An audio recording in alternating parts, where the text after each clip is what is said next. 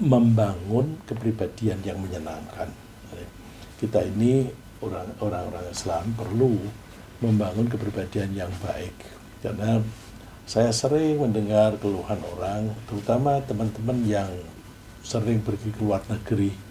Mereka cerita bahwa kenapa ya kalau saya pergi ke Eropa, perilaku orang-orang di luaran, di perjalanan dan di bisnis itu kok mereka lebih Islami daripada kita di Indonesia yang mayoritas penduduknya Islam. Ya, saya tidak bisa menjawab karena itu memang sudah lama fenomena itu. Dulu ada seorang ulama dari Mesir yang menulis buku menyatakan demikian.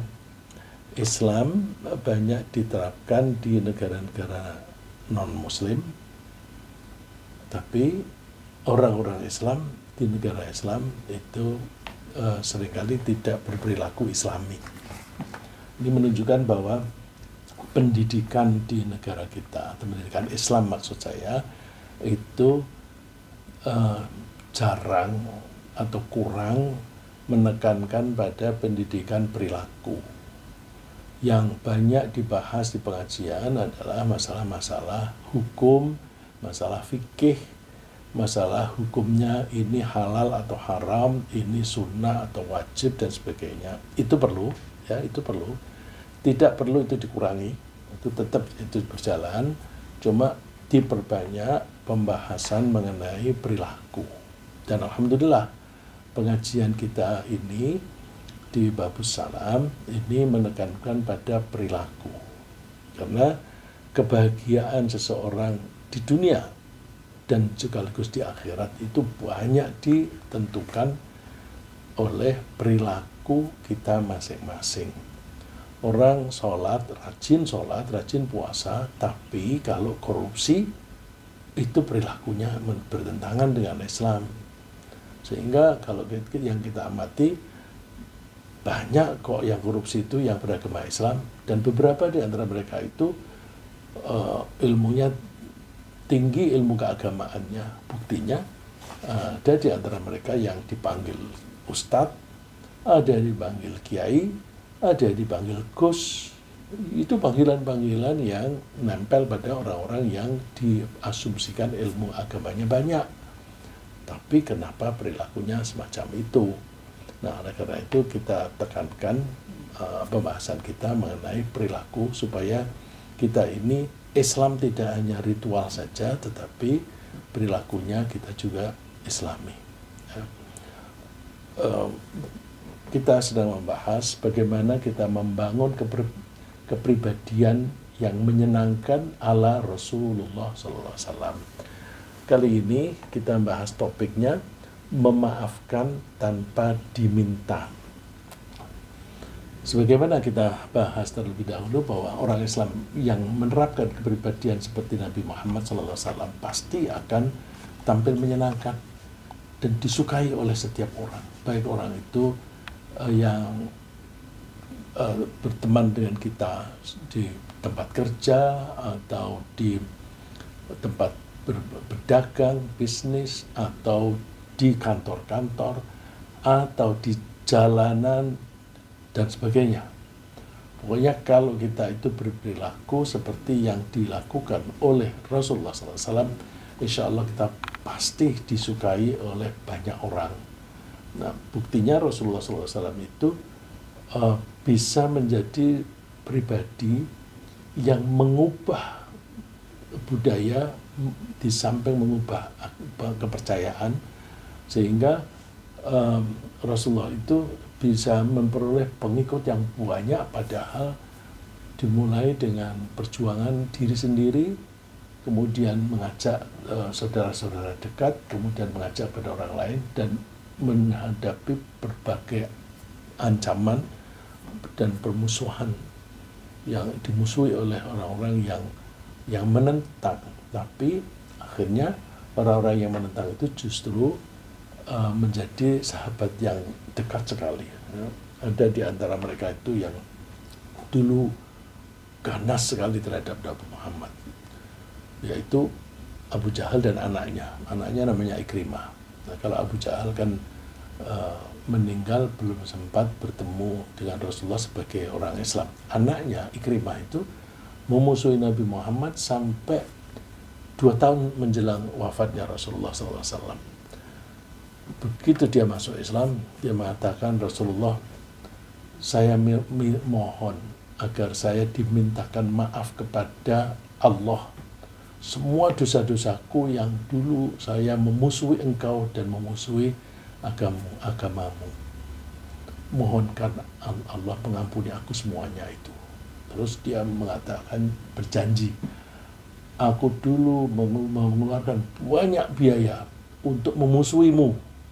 Sekarang aku akan mengeluarkan lebih banyak lagi dana kekayaanku untuk membela Islam. Terbalik. Dan dulu aku mengajak teman-teman untuk memerangi engkau. Sekarang aku akan selalu mengikuti peperangan membela engkau melawan musuh. Dan ternyata dia meninggal di medan perang. Mudah-mudahan beliau itu menjadi orang yang salah satu di antara syuhada masuk Islam meskipun dulunya memusuhi. Nah, itu karena kepribadian Rasulullah SAW yang luar biasa. Ya. Sebagaimana kita ketahui, Rasulullah itu kepribadiannya antara lain suka mendoakan orang lain, bukan suka mengutuk orang lain, tetapi mendoakan kebaikan orang lain. Terus tampilnya selalu menyenangkan, tidak garang, tapi lemah lembut, jadi orang senang. Terus Rasulullah itu juga suka memberi. Ada sih namanya Sofwan itu. Sofwan itu dia bilang, aku dulu paling membenci, orang yang paling membenci itu Muhammad. Sekarang aku mendapatkan dia adalah orang yang paling saya sukai. Kenapa? Dia minta apapun kepada Nabi Muhammad dikasih. Minta apa dikasih, minta lagi dikasih lagi. Nah, itu karena Rasulullah yang suka memberi kepada orang lain. Rasulullah juga sayang pada orang lain, bukan lalu memusuhi, tetapi menyayangi, ya. Tidak suka marah-marah. Ya. Rasulullah juga suka melindungi keselamatan orang lain. Kalau orang lain itu menghadapi bahaya, Rasulullah selalu membela. Dan Rasulullah mempunyai empati yang luar biasa. Empatinya Rasulullah itu, beliau seperti merasakan apa yang dirasakan oleh orang lain. Ini dalam empatinya Rasulullah itu tidak basa-basi. Karena Rasulullah itu kalau ada orang yang misalnya kesulitan karena hutang. Nah, kalau kita kan, aduh kasihan orang itu, prihatin. Kalau Rasulullah, berapa hutangmu? Bayar. Ya, sampai Rasulullah mengumumkan demikian. Kalau ada umat Islam, seseorang yang Muslim meninggal dunia, kemudian dia meninggalkan harta, maka harta itu diwaris oleh keluarganya. Tapi kalau orang itu meninggal mempunyai hutang, aku yang menanggung. Nah, kalau di kita ini biasanya kan kalau ketika jenazah akan diberangkatkan ke kuburan setelah disolati, kan juga kita dikumpulkan sebentar. Terus ada pernyataan dari keluarga dengan bapak-bapak dan ibu-ibu dan saudara-saudara sekalian yang merasa memiliki hak yang wajib dilaksanakan oleh bapak saya, punya hutang misalnya, silakan hubungi saya. Saya akan memenuhi semuanya itu. Nah, itu pernyataan dari salah satu anggota keluarga. Rasulullah, siapapun orang umat Islam yang meninggal dunia, meninggalkan hutang, nagihnya kepada saya. Oh, itu luar biasa. Terus, dan Rasulullah itu juga ramah, rendah hati, nggak ada kesan sombong. Dan Rasulullah selalu menghargai orang lain. Termasuk menghargai orang lain itu, kalau ada orang lain itu sedang berbicara, didengarkan dengan baik, ditunggu sampai selesai.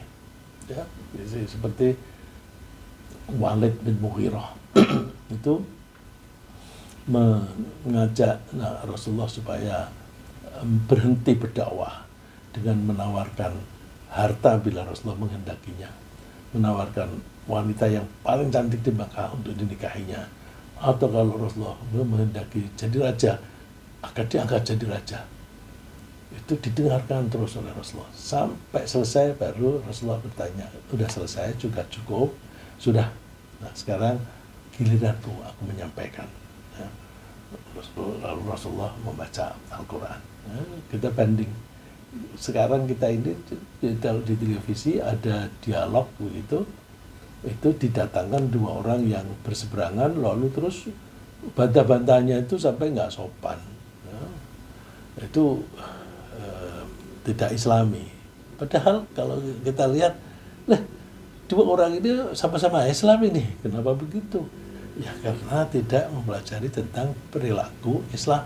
Nah, terus Rasulullah juga begitu, kalau ada orang datang ingin mendapatkan nasihat, kalau Rasulullah bagaimana, saya punya problem begini, cara mengatasinya gimana, Rasulullah selalu ngasih solusi.